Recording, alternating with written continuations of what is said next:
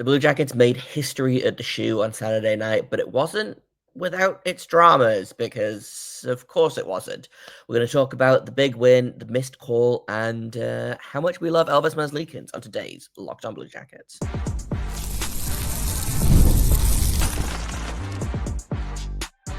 You're Locked On Blue Jackets, your daily podcast on the Columbus Blue Jackets, part of the Locked On Podcast Network, your team every day.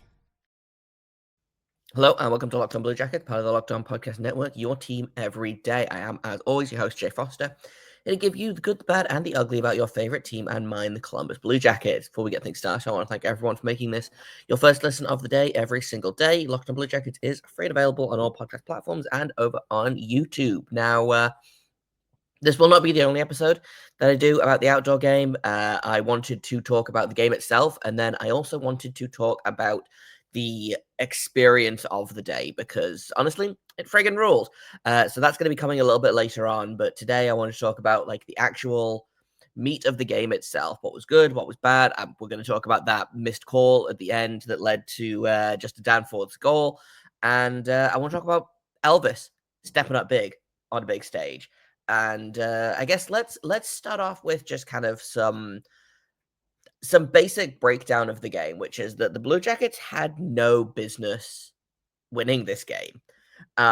They were outshot by 25 shots, I believe. The Red Wings had 46 shots. The Blue Jackets only had 21.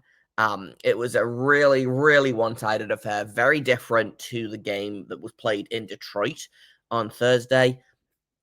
Elvis was excellent. Like, Elvis was the MVP for me in this game.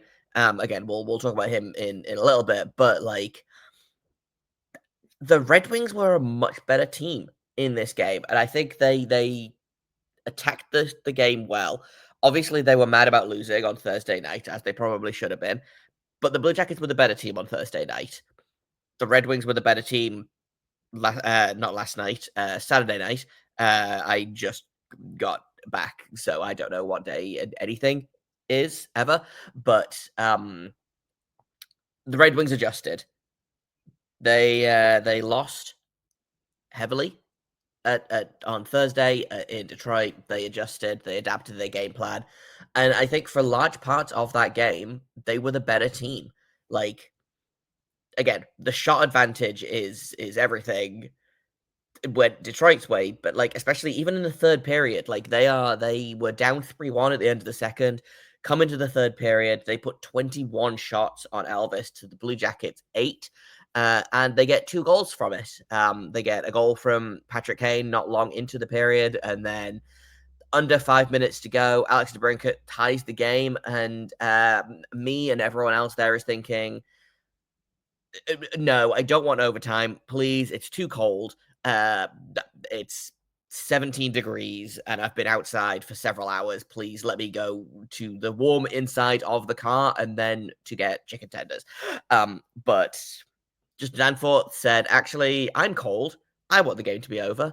And big win. Big goal for him. Only his 6th of the season. Again, Elvis, excellent. Cam Talbot struggled, I think is probably the kindest way to say it. He only had 16 saves on 20 shots. Blue Jackets had 21 overall, obviously, but one of those was Adam Fantilli's empty net goal. That being said, I was looking at so I always like to check Michael Blake McCurdy's he does these little charts after every like slate of NHL games on the night, and it basically shows how many goals the team scored versus how many goals they were expected to score. And it's basically a really good kind of like, was the team good? Was the goalie good? Was it both? Was it neither? Right? And for their 46 shots, the Red Wings only actually had about 2.5 expected goals. So a lot of their shots kind of from far out, from like really low danger chances, right? They got very few high danger chances. Now, Blue Jackets also got very few high danger chances in that game, but Elvis saved the ones that he faced. Cam Talbot did not. Really not a great showing for Talbot in this game or the previous game, honestly, which I believe he played in. I did not get a chance to watch the game live. Yeah, Cam Talbot played slightly better on Thursday. 25 saves on 29 shots as opposed to 16 on 20, but not a great couple of games for Mr. Talbot in this. But everyone else on the Red Wings, I thought, was extremely good. They scored on the power play. The power play continues to be lethal. They were perfect on the penalty kill. They beat the Blue Jackets in face-offs. Again, they outshot them massively. Just they came with a game plan, and they did the dang thing, right? It's just a shame that, again, Elvis was better than Talbot. Like, that's what this game came down to. I don't necessarily think it was a goalieing in that way, but it was definitely the Blue Jackets benefited from Elvis having maybe one of his best games of the season, honestly, especially when you consider, the conditions. I know we talked to one of the Blue Jackets reporters after the game, saying that he basically couldn't close his blocker because I don't know if it's because his hand was too cold to do it, or if the blocker, like the leather, got all stiff because of the cold, but he couldn't close his catching, his glove. So he was like, well, I basically just have two blockers for this game. Obviously, it was pretty windy. You've got to account for the wind. Probably not a ton. The puck is pretty heavy. I don't think it's going to be like hugely affected by the wind, but it's still something that you've got to take into account when you consider the zero wind that you get inside an NHL rink, right? So again, Elvis, the MVP of this game for me, by far. Justin Danforth showed up big, Mathieu Olivier showed up big, Boone Jenner had a great game, I thought. He's really impressed me since coming back from injury. And like, that sounds like I don't know, that sounds patronizing is I think how it's coming across, and I really don't mean it to, but he's really shining. He's got, I think, 8 assists. He's got 7 assists, excuse me, in the 5 games that he's played since coming back from injury, or the 4 games that he's played since coming back from injury, excuse me. And the Blue Jackets are 4-0 in those games. And now I'm not sitting here suggesting that Boone Jenner is the reason that they are, 4-0. I think it's really been a team effort, but man, maybe this team did need him. And I was kind of, I talked a lot about how Boone Jenner is not going to move the needle on this team when he gets back immediately, right? He's missed, 4 months, 5 months of competitive hockey. Like, he played the preseason, but the last meaningful hockey games that he played would have been about this time last year, because obviously he missed the end of last season due to personal reasons. And then the Blue Jackets weren't playing meaningful hockey before that, but they were still playing quote unquote competitive hockey, right? Like regular season hockey. So it's been almost a year since his last competitive hockey, and he has responded brilliantly, I think. Again, it would have been very easy for him to need a minute to get up to speed, right? Just come back. But they put him in on the second line. Cole Sillinger out with an injury. Missed most of the game against missed most of Thursday's game against the Red Wings. Missed the outdoor game, which obviously sucks. But Boone Jenner, I was not thrilled about having to experience Boone Jenner at center again. I think he's a much better winger than a center, but he's making it work, right? Again, seven assists in 4 games. The goals will come. Boone Jenner has been a goal scorer as opposed to a playmaker for a long time now. 3 straight 20-goal seasons. 3 straight seasons where he had more goals than assists. Right now, again, 0 goals, 7 assists. He is a +7, and he's doing this playing about 3 minutes a night on average less than he's played in the last handful of seasons. So, again, maybe this is just who Boone Jenner is now. And again, he's one of those players that I do genuinely think, and this is something I talked about over the summer, I think, is a player that will benefit from playing slightly less, right? Not that he's not capable of playing those minutes, but the style of hockey he plays and, his injury history does make me think, okay, what does Boone Jenner look like if he only plays, 17, 18 minutes a night? And that's what we're seeing right now. And it's fun. It's giving him more freedom. He doesn't have to do the heavy lifting of being the 1C. Helps that he can win a face-off or two. He's jumped right back in. He's got 51% face-off wins at the minute. He was at 46.2 at the outdoor game, but like Sean Crowley was the best face-off guy that night for the Blue Jackets, obviously. Adam Fantilli did really well at face-offs. He won 55.6 of them, but Boone Jenner wasn't great at face-offs during Saturday's game, but has typically been one of the better face-off guys in the team.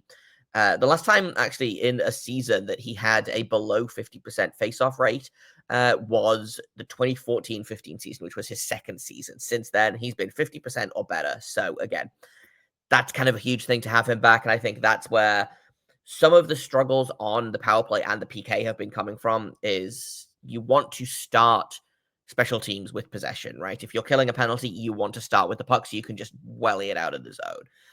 If you are on the power play, you want to start with the puck so you don't have to go and chase the puck and then get set up, right?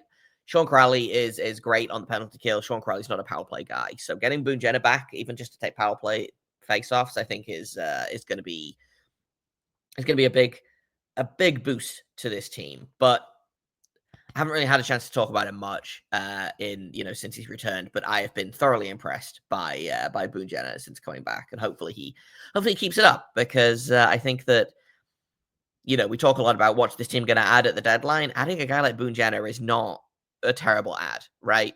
Hopefully get Monahan back in a couple of weeks.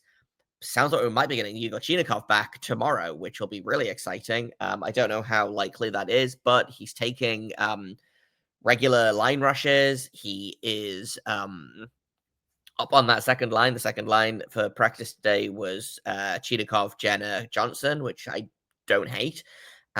So fingers crossed.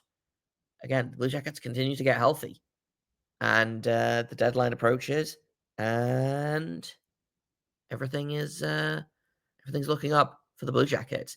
Let's take a quick break. I want to talk about the missed call controversy that has been happening. And maybe it will be an unpopular take, but I'm going to have a take about it anyway. So we'll do that in just a second here on Locked On Blue Jackets. First, I'm going to tell you about Wonderful Pistachios. You're looking for a snack that's both delicious and nutritious?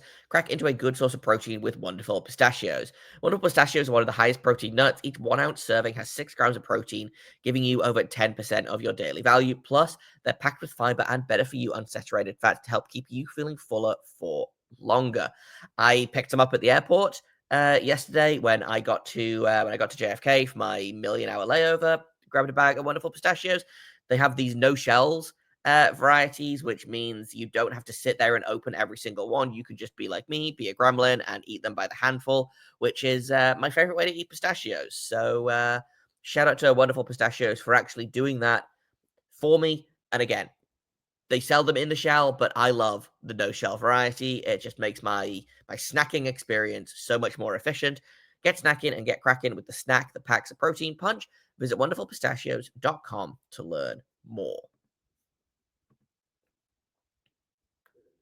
Welcome back to Locked On Blue Jackets. We're talking about the outdoor game, and the experience of the game will be coming later. I think I'm going to sit down with my Locked On Red Wings counterpart, Brian Fisher, who was also at the game, and we'll talk about our experience and things like that. But talking about the actual game itself, I've talked about, who was good. I've talked about the Blue Jackets, where they kind of have struggled a little bit. I want to talk about the missed call, because here's the thing.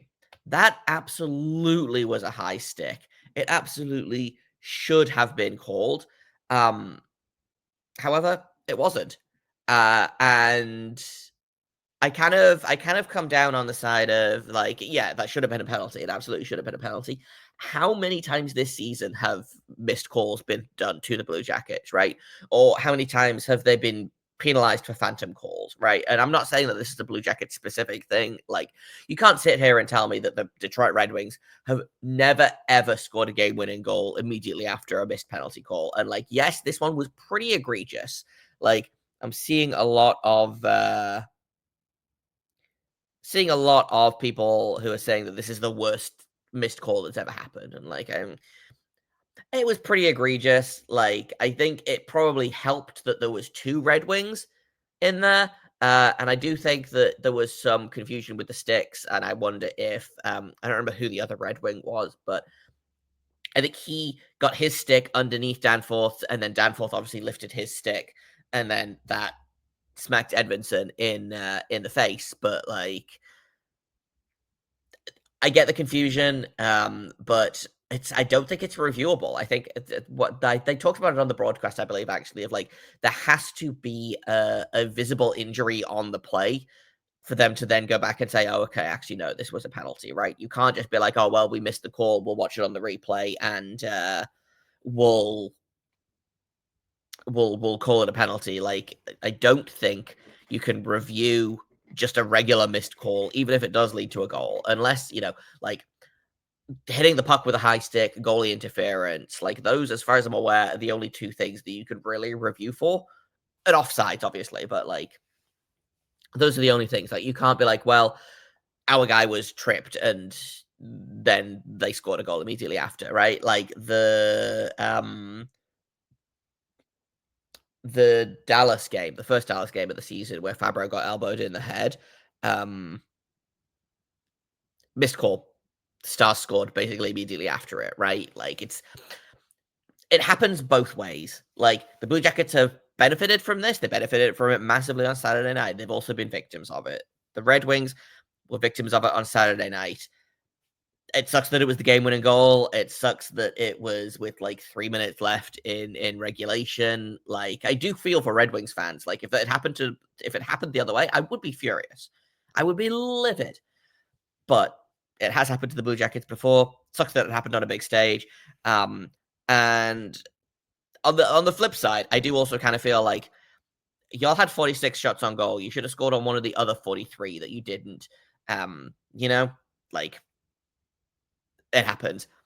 If this had just been a regular game, like just a regular season game, that was happening inside Nationwide, there probably would have been the controversy. But I think because it happened on such a big stage, that's why everyone is big mad about it. And also, Paul Bissonnette has been riling the Red Wings fans up about it, which, sure, he loves to do that. I feel very about it. Like, stop getting baited by Paul Bissonnette. It's kind of how I feel about it, I think, actually. Like, that he's like this.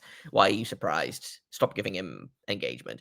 Anyway, like I said, like, I'm not going to sit here and say, no, that wasn't a high stick. No, it wasn't a penalty. But I do think that there were, it happens. Again, I feel like I have been pretty vocal on this show about how bad the officiating is in the NHL, and I also don't think this was rigged, right? I've seen a handful of people being like, well, they had to win it on Gaudreau night. They had to win it because it was in Columbus at the outdoor game. Like, the officials rigged it for the Blue Jackets to win, and I simply don't think that that's true. Mostly because I don't think the NHL officials are competent enough to rig their way out of a wet paper bag, right? Like, I'm sure they could try. I don't think they would succeed. Like, I simply don't think. I think it is just genuinely incompetent as opposed to like malicious rigging one way or the other. And I've said that for years. I've been saying it all season long. Like, would love if the NHL refs were competent enough to rig a game, because then we might actually get better officiating out of it. But whatever. I'm not going to sit here and be sad that we won. I think it was a great game. I think the Red Wings deserve to win, but I'm not going to be mad that the Blue Jackets won, right? And that's kind of how I feel about that. I'm sure we'll get into it when I talk to host of Locked On Red Wings, Brian Fisher, for tomorrow's episode. But as of right now, we won. It was great. I had a lot of fun. I want to talk a little bit more about Elvis, kind of outside of this game, because over the past little while, Elvis has been excellent, more games than not. So I want to talk about that. And also, his specific performance in Saturday's game. That's coming up just a second here at Locked On Blue Jackets.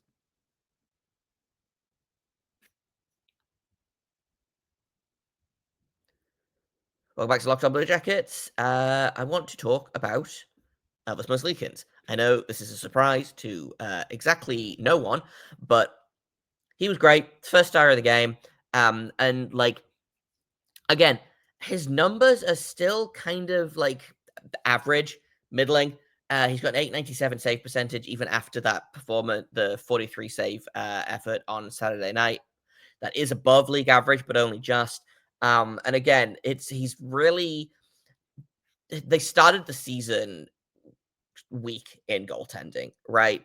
But in the last handful of games, and maybe let's say probably since January 2nd, I would say Elvis has had more good games than he's had bad games. We're still doing the thing where we get either an excellent Elvis performance or a terrible Elvis performance. Like, it's a real feast or famine. But recently, he has been very, very good. Like, again, 43 saves against Detroit. Dallas, he struggled. 4 goals on 22 shots, but the Blue Jackets got the win anyway. Excellent against Chicago. Good in a very heavy loss to the Rangers. Oh, not heavy loss, but he faced 40 saves and still had a 900 save percentage. Good in the Utah overtime loss as well. Couple of poor games against Buffalo and Dallas. Excellent against Vegas. Excellent against LA. Excellent against Toronto. Since January 22nd, he's only had a below 900 save percentage in 3 of those 8 games, I believe it is, or 10 games. Yeah, 10 games. And he's got 6 wins and an overtime loss in that time. We're seeing flashes more and more of the Elvis that we were promised, right? Like the Elvis that had all of the potential in the world. I still don't know what his future with the team is. I still think that contract is really, really heavy. I don't know that it is going to be, is it movable? I don't know. Is it tradable? Maybe. I don't know if he is the long-term goalie for this organization, but this season he has really kind of come back around to, by all accounts, he's got a good attitude. They seem to like him in the room more. Like, it seems like he's having more fun, and when Elvis is having fun, he plays better. The team is winning more. I think it helps that the defense is better. Something I would love to know, and I haven't done a deep dive into this yet because I don't know if the stats exist for it. But I was watching when I was watching the outdoor game, is Elvis's rebound control is sometimes kind of an adventure, right?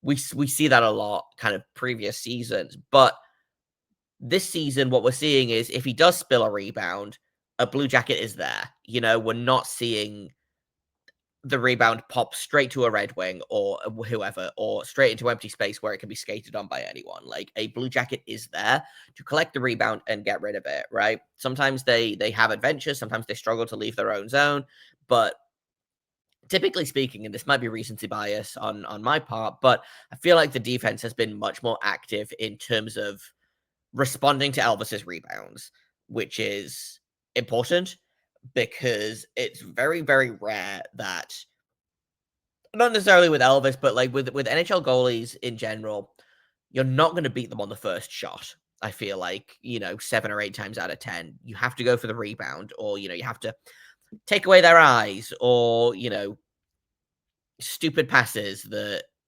go right across the zone, right? You're not going to beat an NHL goalie one-on-one very often. You have to go for those rebounds, and the rebounds were where other teams were killing the Blue Jackets last season.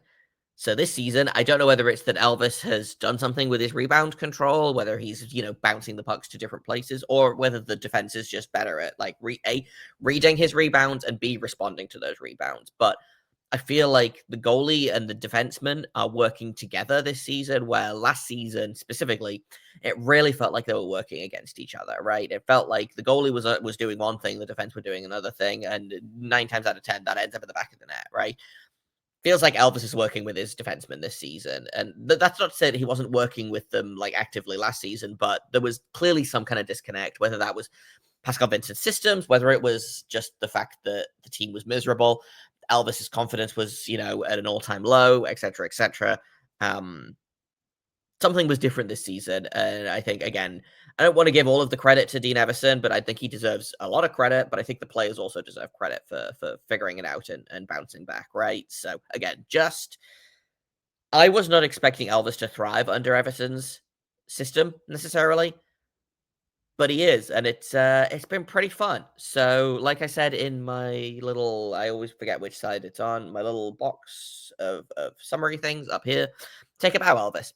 You were excellent in the outdoor game. You've been very good for a little while now for the Blue Jackets. Hopefully, he has another gear.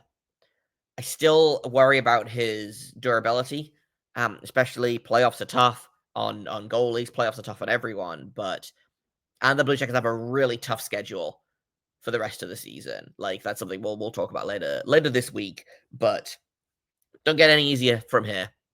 It doesn't.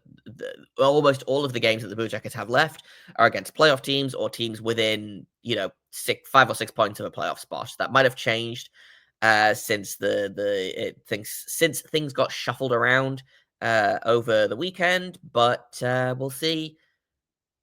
We'll see.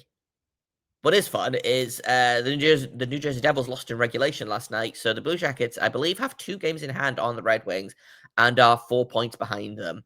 So we'll have to keep an eye on that. I believe they're 6 points behind second place in the division as well. I don't know what the Carolina Hurricanes are doing. Yeah, they are 6 points behind the Hurricanes with 1 game in hand, 4 points behind the Devils with 2 games in hand. They are 4 points clear of the Ottawa Senators, who were the first team on the outside looking in for the wild card. Great stretch. 6-3-1 in their last 10 games. Like, they have a bunch of home games left to play this season. I think they have more home games than away games, which is great because they've been excellent at home. We're having fun. Again, at the beginning of the season, what we wanted was for the game on March 1st at the shoe to be meaningful in terms of standings, if not in terms of like Columbus hockey history, right? We got that. March 3rd, Blue Jackets are in a playoff spot. Blue Jackets are within 6 points of second place in the Metro. It's fun. We're having fun. Enjoy it. There are things to nitpick about this team. Of course there are. I don't know what's going to come with the trade deadline. But as of right now, I'm just ready and willing to enjoy the ride that is happening right now, right? And I think that's the attitude that a lot of people have taken this season. And it's been a fun ride. Let's hope they can keep it up. That's gonna be all for me today. Like I said, tomorrow we're gonna do have a chat with Brian Fisher of Locked On Red Wings about the outdoor experience, how cool it was, and how much fun we had, even if it was, I think, 17 degrees by the end of the game, which is too cold for me, a person who is not from the Midwest. But that's coming up tomorrow.